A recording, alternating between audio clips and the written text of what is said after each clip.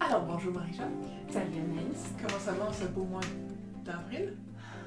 Je suis un petit peu découragée, Anaïs. Oui.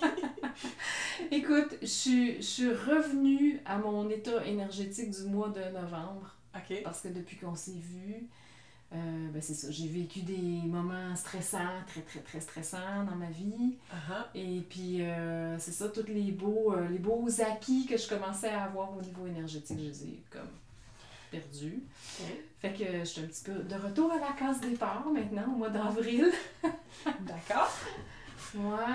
Fait que qu'est-ce que tu me suggères?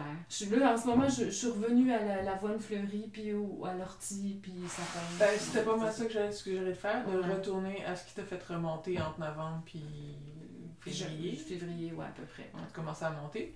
Donc, il y avait de l'avoine, je pense qu'il y avait du reishi aussi dans ce que tu prenais. Oui, c'est vrai, il y avait de la ashwagandha, il y avait de la bardane, du pissenlit.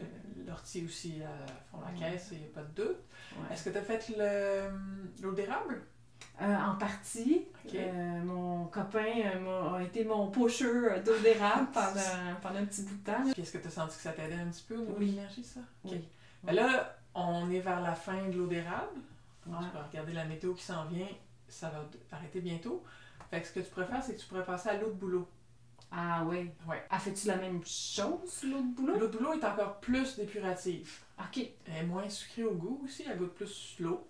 Mais elle est plus neutre un peu. Elle est plus neutre. Ben, tu sais, pour faire du sirop de bouleau, là, ça se fait du sirop de bouleau, il faut 2 fois plus d'eau de bouleau qu'il faut d'eau d'érable pour faire du sirop d'érable. OK. Fait que c'est comme clairement moins concentré en sucre. Mais ça fait que c'est encore plus dépuratif, très diurétique, un petit peu pas mal laxatif aussi. Fait qu'il faut pas non plus en abuser parce que si ça te vide trop, ben là, pour l'énergie, c'est pas bon non plus. Faut que tu trouves la dose qui te convient pour pas avoir à te vider trop souvent. OK. Mais c'est aussi très énergisant puis très revitalisant. C'est l'énergie du printemps. J'adore boire de l'eau sauvage comme ça au printemps. Là. Juste aller la chercher. Déjà, oui. Le matin, c'est comme le rituel en lui-même. C'est merci à l'arbre. Oui. Si j'ai bien compris ce que tu me disais plus tôt, tu as un boulot dans ta cour. Oui. Fait que celle-là, il va être encore plus facile que l'érable à aller chercher. Ouais. Tu peux même faire ta tisane avec l'eau de bouleau. Ah oui, hein? Ouais, fait que tu peux faire bouillir ton eau puis faire verser l'eau bouillante sur ton ortie. Ça va être un peu moins vitalisant.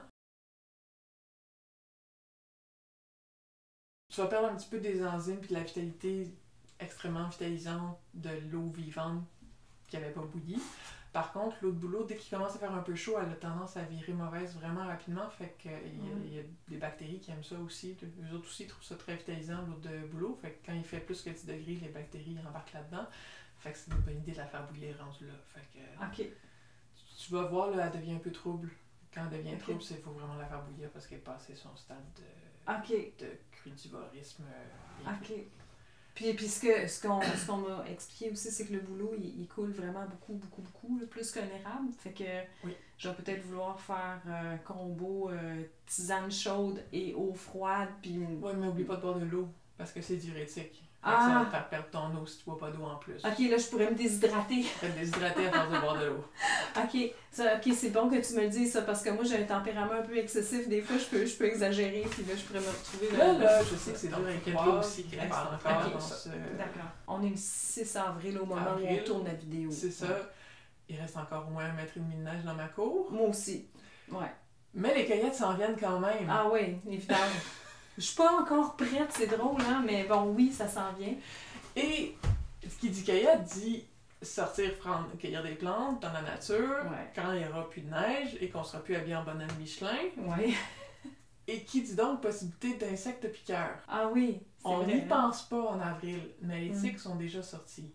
Ah oui, c'est vrai. Oui, c'est les bébés tiques, celles qu'on voit pas. Sont déjà actives. C'est pas des bébés, là, c'est des nymphes, là, mais bref. Okay. C'est des tiques qu'on voit pas nécessairement. Fait que c'est encore plus important de se protéger parce que vu qu'on les voit pas, mais on les enlèvera pas. Donc, mettre ta protection anti-tique dès que tu commences à aller faire des cueillettes autrement qu'habillé en bonhomme Michelin. Et on a 2 plantes sauvages québécoises qui sont incroyablement efficaces pour éloigner les tiques. Le thé du labrador et le myricoumier. Donc ces 2 plantes-là, ben, c'est pas vraiment le moment de les cueillir, mais tu les as probablement déjà en stock, surtout si tu as déjà fait formation l'an passé. Oui, on n'a pas parlé du thé du Labrador encore, mais on a abondamment parlé du Mérique Baumier. OK.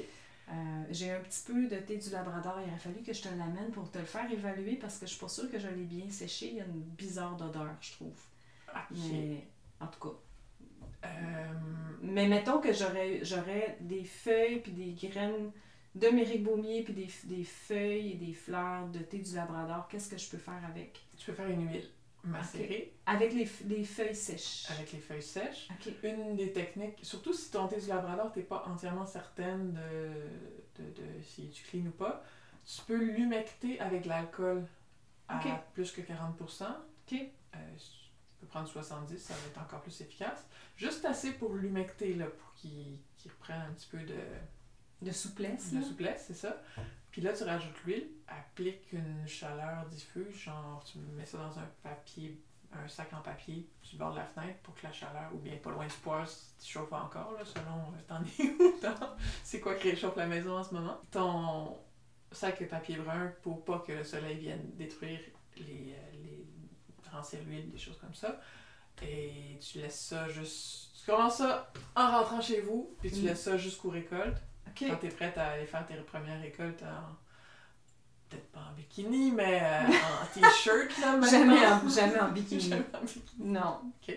Mais des fois, le Mérique Baumier, tu sais, il y a de l'eau, fait que ça peut être pratique sur le bord. Bikini en dessous des pantalons cargo, oui, peut-être. Ouais. Ah, tu sais, en kayak, là, en tout cas. Ouais. Quand tu es prête à aller te mouiller, en quelque sorte, ben là, ton huile va être déjà prête. Donc, elle va avoir quand même macéré pendant quelques semaines. Puis à quelle proportion plante versus huile? C'est quoi le ratio que tu recommandes? Moi, j'aime bien 1 pour 5.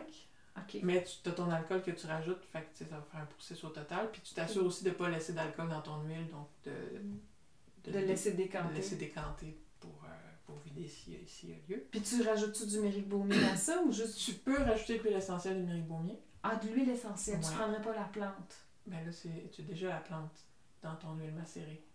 OK, ben c'est parce qu'on avait juste... Excuse-moi, je suis confuse, j'ai pas pris assez de scutelaire.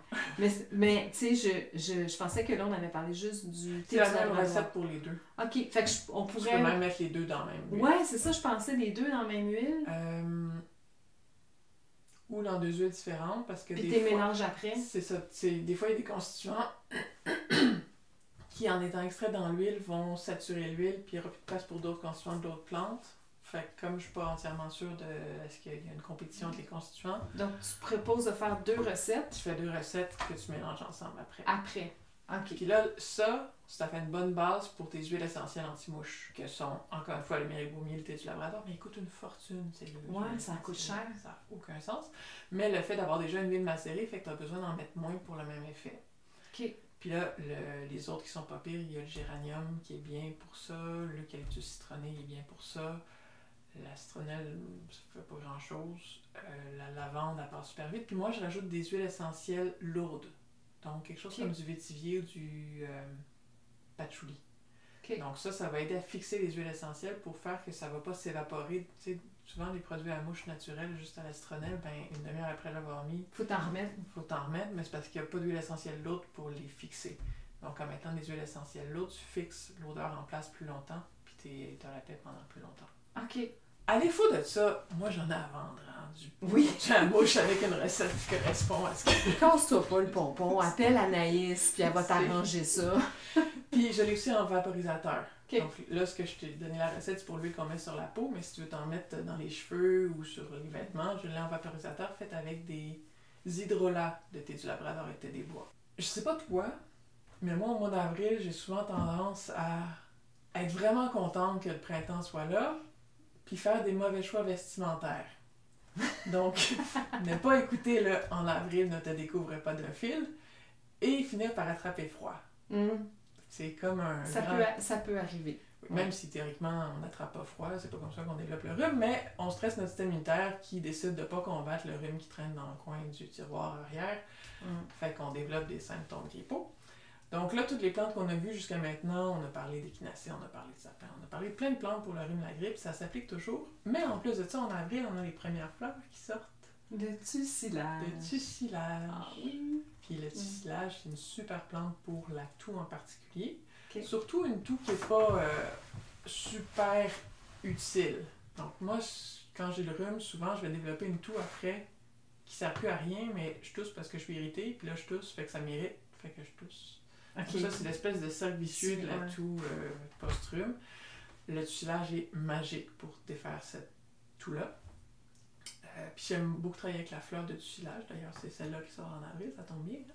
Plus qu'avec la feuille qui contient un peu plus d'alcaloïdes toxiques. Fait il y a quand même des alcaloïdes toxiques dans la fleur, mais il n'y en a pas beaucoup. Ils sont très peu solubles à l'eau.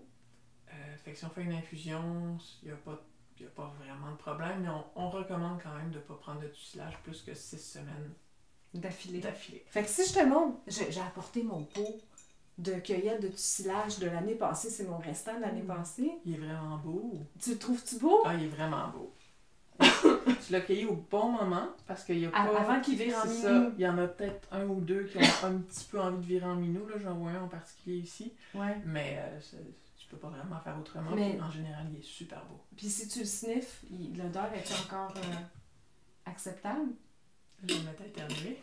Je suis allergique aux astéracées. OK! donc, il sent encore le tissilage, tout à fait. Donc, fait que si j'ai le rhume, je peux me faire des tisanes de ça. Des tisanes de ça, surtout pour la toux. Tu peux aussi faire des miels de ça. Mais ça, c'est plus qu'avec la plante fraîche. Tu mets la plante fraîche dans du miel. Encore une fois, avec un tout petit peu de chaleur, tu peux te rendre à peu près à 30, pas plus que 35 degrés. Puis, tu infuses donc ton tissilage dans le miel. Ça fait un super sirop de tissilage au miel qui est... Ah mon Dieu, on pourrait-tu faire un mix miel, tissilage et sapin? Ça serait écœurant, ça, pour le rhume? Tout à fait. Wow! C'est le bonheur de faire ses propres préparations d'herborisme. Ben c'est le mélange que tu veux qui t'appelle. Fait que si c'est un mélange qui t'appelle, vas-y. Fait que t'avais-tu d'autres plantes à nous présenter pour le mois d'avril ou c'est pas mal ça? C'est pas mal ça, à moins que t'aies d'autres besoins. Fait que si je résume, eau de bouleau, huile infusée au thé du Labrador et une autre au méric baumier pour se préparer aux sorties où on va exposer notre peau parce qu'on va être tout excité qu'il va faire beau. Hey, je regarde dehors puis on n'y rêve même pas. On sort d'une tempête de verglas, tu sais, comme il y a la moitié du Québec qui n'a pas d'électricité en ce moment. Puis le tissilage qui s'en vient pour nos petits rhumes. Post être sorti en t-shirt alors qu'en fait il faisait juste 15 degrés. Alors qu'il fallait pas. Ben c'est vraiment une super combinaison. Moi je vais commencer très bientôt avec l'autre boulot.